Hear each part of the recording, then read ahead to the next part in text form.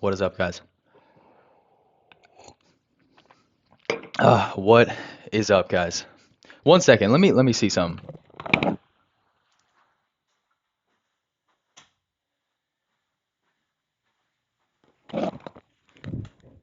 Is that better? I feel like it's better bright for videos. It's better for me. I like the calmer light. Let's try it out. Anyways, welcome back to the channel. This is obviously another chess video, Road to 1,000 ELO. It's Saturday. It's Saturday, and I'm in sales, and thankfully I work from home, and thankfully I am able to work as much as I possibly want to, right? I control my own schedule, which sounds nice on the surface, right? But basically, in order to be successful and make the kind of money that you get into sales to make, you got to work more than you would at your W-2 job. And I have no problem working Saturdays. In fact, I actually uh, sometimes work 7 days, actually. I mean, I might take like a half day on Sunday and stuff, but and that might be ungodly. I know we need a Shabbat, a rest day for believers, but right now I'm all about working 7 days, and I'm thankful for it, right? I'm not capped out at how much I can work. Having said that, my wife hasn't been working much, and she had to go into work today, and both my mom and her parents left town. They went out of town today. So we didn't have anybody to watch her, right? So, hey, I love my daughter, but I would be lying to you if it wasn't gnawing at me all day, just knowing that I was leaving money on the table, even right now. And I got like a little minute to hop on and start dialing a little bit. And the very first call I took, I mean, I was right there, but her phone died, and then my daughter woke up, and just couldn't get her back on the phone. Thankfully, I think thankfully I'm gonna call her back. The lead was transferred to me, and we'll see if we can get her back on the phone. Just finish up the app, and hopefully, boom, she gets approved, and we're moving.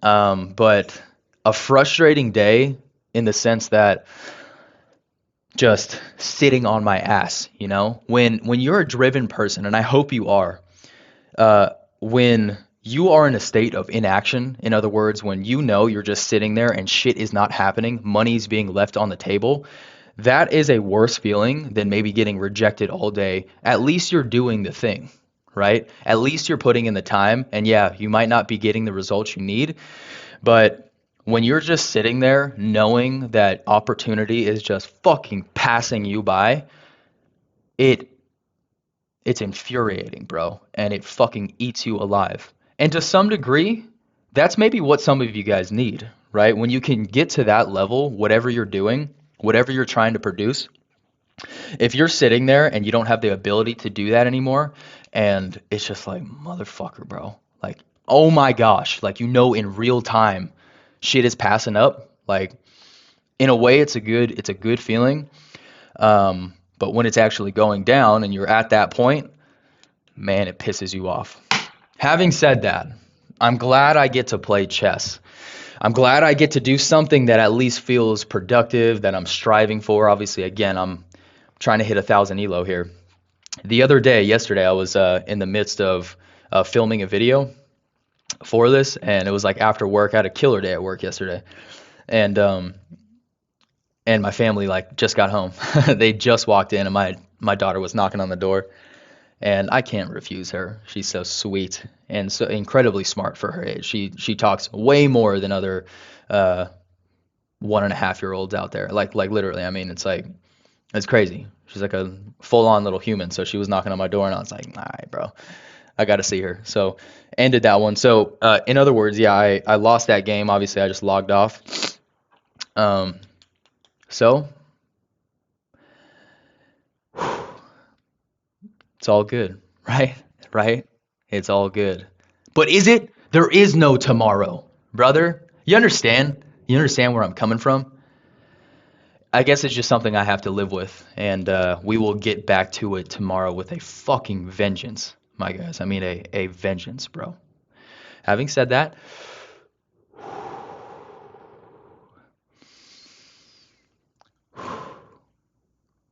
here we are. And I'm blessed to be able to get this opportunity here. Let's hop right into it. Sorry for my tangent, guys. Much love. Much love. Let's get this. Time to calm down because now I got to fucking focus. Another life lesson, right? If you're emotional, especially in my line of work, it doesn't matter. Whatever is going on outside of your life, you better come correct because the other people on the other side of the line on my phone, to give you context, they don't give a fuck. They don't care what's going on in your life. If you want to make money, you better be your best regardless of whatever's going on in your personal life. I'm not even fucking kidding. I don't care if the worst thing happened to you recently or 5 minutes ago. Like if you want to get on and make money, then come correct, right? Learn how to control that. Now, the reason I mention that is because I'm a little pissed off right now, and even just talking about it is getting me riled up. But I also want to win this game because I'm petty and I like to win. So now it's time to calm down and focus and channel that energy. So here we are. I've moved 2 pawns out into the center. I think I'm going to sort of gambit here, and I don't know the real definition, but essentially what that means is, and correct me if I'm wrong, sorry, I'm willing to sacrifice a pawn for control of the center. So if he takes that pawn I just moved with his pawn in the center, I can actually just take it with my bishop and activate my bishop at the same time, but he doesn't. So I'll just carry on with development here. Wife's cup, don't judge. That's going to be bad if I throw a cough drop in right now, huh? In the other videos, I've been battling a cold, which is ridiculous. I'm telling you, ever since I had my kid, it's like I get sick like a little fucking child. It's ridiculous. Anyways, lasering my king with that bishop. Let's move the bishop out here. Sorry, this is going to be really bad, huh? That's like not advisable to put a cough drop in during. I'll try to keep it to a minimum. He castles. He castles. Let's kick his bishop out of here. Move horse. My other horse. And because we need to get castled as well. Okay.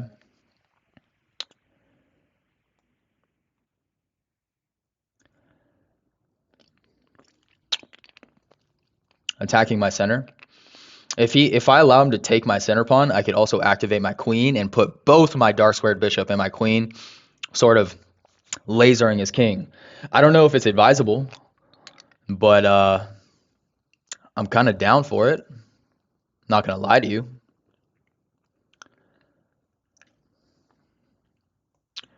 Let's just wait and see what he does, because I might want to fuck with that.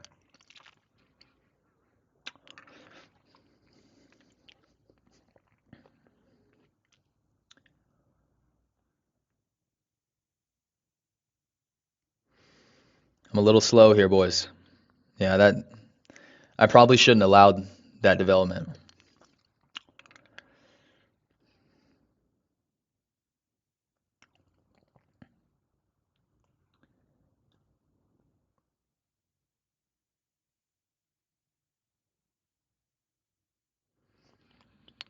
No talking.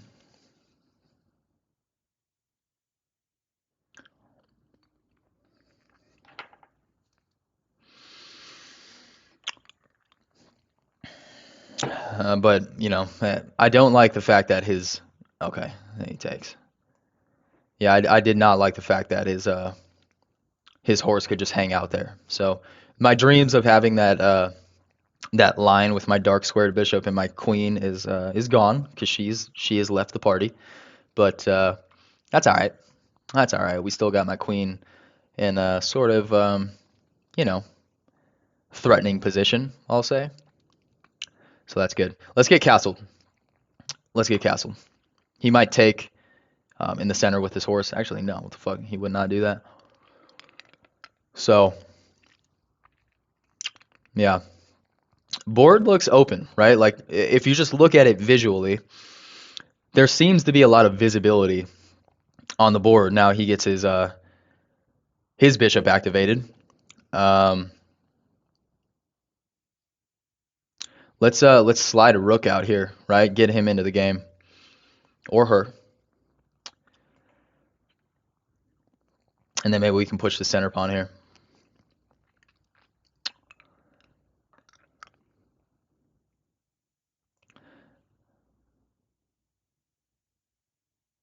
Hmm. Hmm. Hmm. Hmm. Yeah. Let's cancel this horse out, right? Because he's gonna take my bishop now with that, and we can also just kind of move my queen into a more active and prominent position. Now, the problem I see here, right? He's probably going to take, um, yeah, and that's something I didn't account for.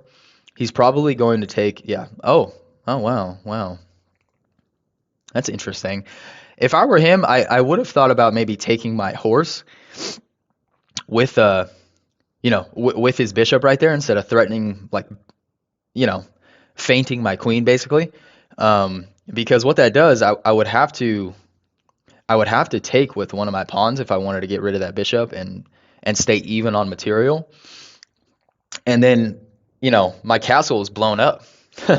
My king is exposed now because that pawn would have doubled up, and now there's a long range, just open file.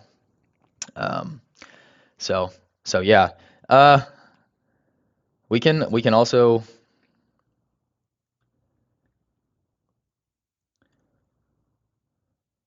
you want to threaten? We can threaten. Yeah, let's do that. Let's do that. 5 minutes and 40 seconds. Let me sort of move a little bit.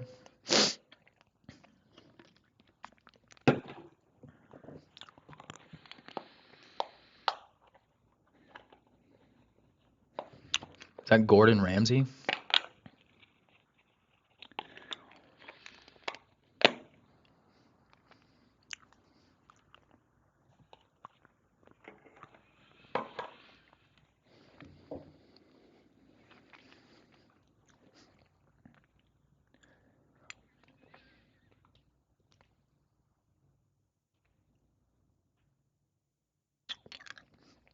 I'm seeing potential play with my pawn too. Like if my center pawn, right? So I could take with what if I do that first? What if I take with this pawn first, right?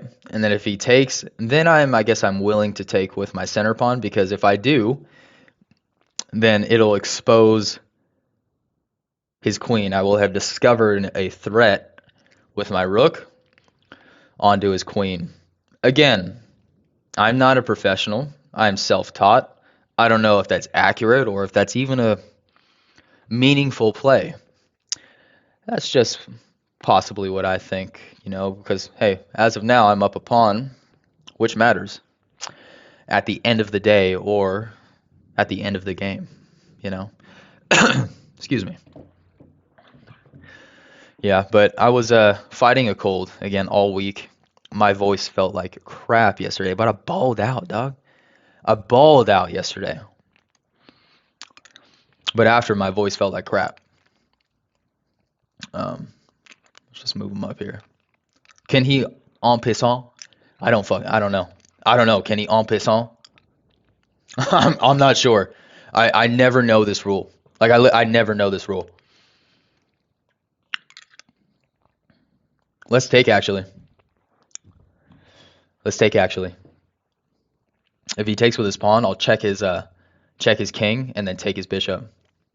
Or I'll just take his rook. See that? Do you see that? Check.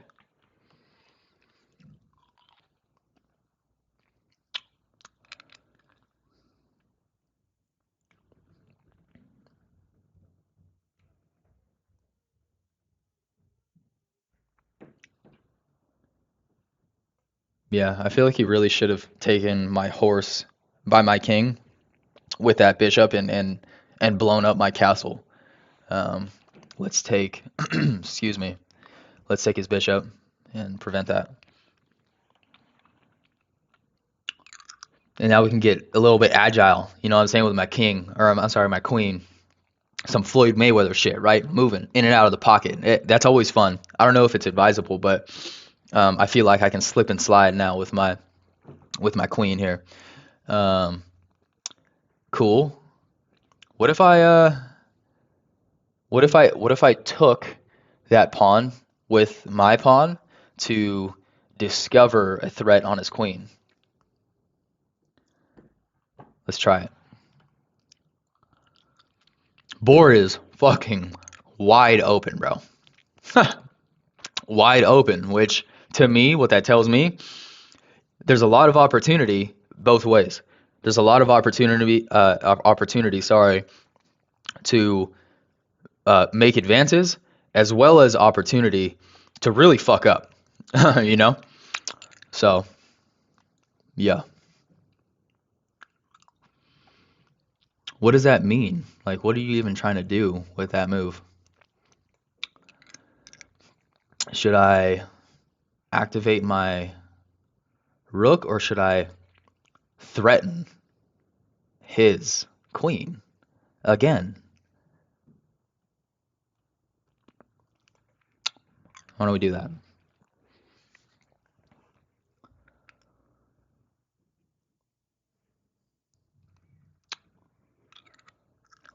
Should we give him a check?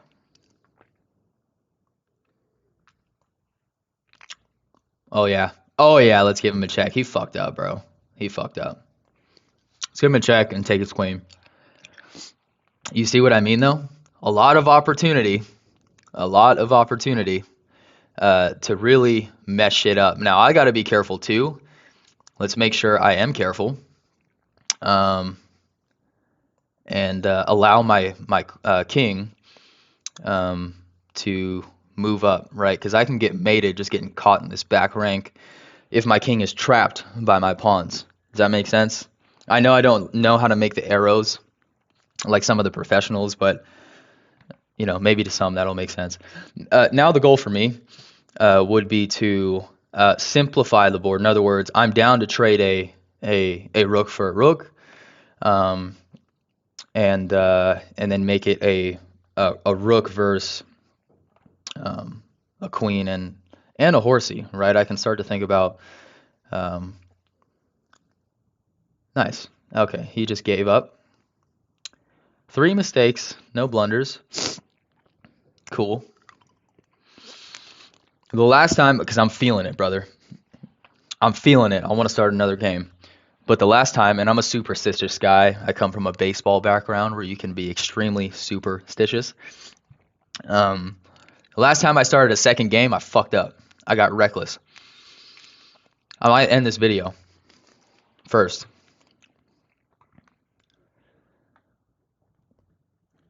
'71, about 72% accuracy.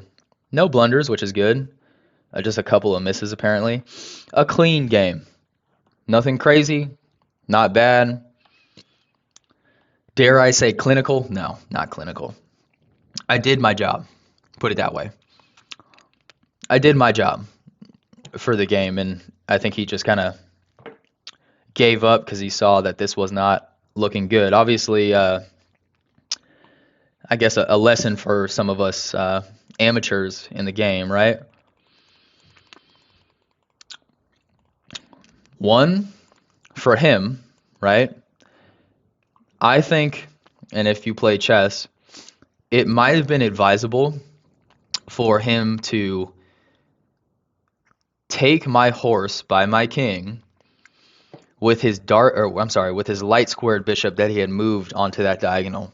The reason being is, of course, we trade pieces, but he kind of comes out on the better side of that trade, right? So really think about that when it comes to chess. Like, yeah, fine, we can trade pieces, maybe sometimes just to trade pieces, but if you're able to trade pieces in terms of, yeah, we take even material, but what comes out on the other side is a possible advantage for you. Maybe not now, but later in the game, then it might be advisable. Sorry, it might be advisable to trade. And so in this scenario, he had his light squared bishop kind of looking down range at my horse. It's possible that if I were him, I would have just taken that horse, because the only way I can get rid of that bishop now and stay even on material is to take, is to take with my pawn that's guarding my king. And now my king is kind of exposed on that G file, right? So possible thing there. That's what I noticed, and he didn't do it. And I didn't notice that till later, but he doesn't take, he just threatens my queen. But let's be honest, that's not a real threat. I'm just going to move my queen out of the way, right? So that's all for nothing, right? That's like it's a fake threat. You know, you ever meet people that just fucking chirp and you know it don't mean shit? That was that, right? That was that. It's a fake threat. Anyways, the one part I did want to show here, I'm not going to get caught up in all the, I found that. So, and that's another thing. Look for checks. Look for checks on the board, because sometimes when you check, obviously he has no move but to either block with a piece or get his king out of the way. And it creates this fork in a way. So like what I did, I saw that, hey, I can check his king, and he has a couple of options, which he moved his rook back. Because if he checked and he didn't move his rook, I was just going to take his rook, probably. But he moves his rook back, and then I just take his bishop. Now I'm up material. Now I'm up a big piece, and possibly advantage me into sort of the middle / end of the game, which is not the time to go up in advantage for him, right? And then the other part I just want to show. This is, I mean, is that good? I don't know what that does though. You know what I'm saying? Like I don't know what that fucking does. Yeah, like he could have moved it by his king and then created that with his rook and queen. I just threaten his queen, and at the same time am able to get my rook into the game. That's always nice. It's like a 2-for-1. When you can threaten a piece and get that big piece activated, in other words, get him into the mix, that's always beautiful. Yeah, questionable, because what I think I realize here. Oh, yeah, see, what the fuck am I doing? You know, it's like, it's funny because I'm not a professional, and you can see that, right? I mean, I get there, but he doesn't fucking realize, like, what am I doing? Like, did I forget that I was threatening his queen? I think it's just easy to sort of assume that people will realize that, obviously, and then move their queen. Anyways, I check him. You missed a better way to tactically win a queen. Interesting. Yeah, why don't you just take it?